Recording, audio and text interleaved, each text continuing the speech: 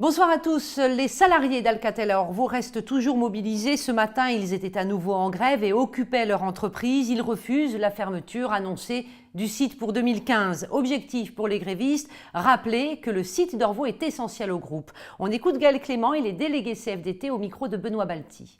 Pour l'instant, on est sur un combat par rapport à notre direction générale qui consiste à leur prouver que ce qu'on fait sur Orvault, c'est important pour la boîte. Et on pense qu'ils n'ont pas eu toutes les informations nécessaires pour prendre leurs décisions. On pense que certaines activités qu'on fait sont occultées. La direction confond les problèmes d'organisation et les problèmes de trop de sites. Donc aujourd'hui, ils disent qu'il y a trop de sites, on en ferme, mais elles ne cherchent pas à résoudre ces problèmes d'organisation. Les chiffres du chômage pour septembre ne sont pas bons pour la région, un plus 3,8% du nombre d'inscrits en catégorie A. Alors évidemment, le bug de septembre explique en partie cette forte hausse, mais l'augmentation est là de toute façon, plus 2% depuis fin juillet et plus 9,5% sur un an. En politique, Philippe Bouennec, le maire UMP de Pornic, ne se représentera pas et il se retire de toute vie publique. Une décision prise, confie-t-il, avant même les dernières législatives perdues.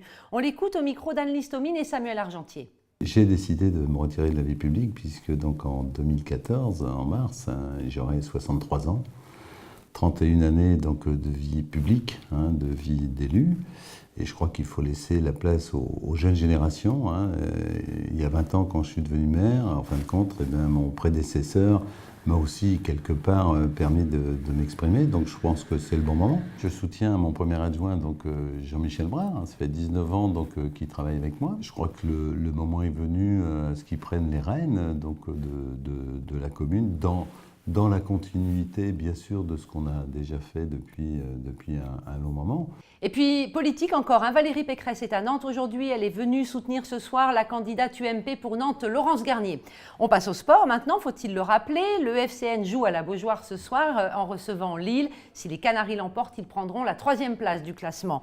Autre rendez-vous important, mais c'est du handball cette fois-ci. Le H reçoit Tremblay, c'est à 20h30 au Palais des Sports. Et là, la victoire est impérative après 2 défaites consécutives en championnat. Les Nantais sont 9e et pour l'entraîneur Thierry Anti, il y a urgence. On l'écoute au micro de Jean Annex.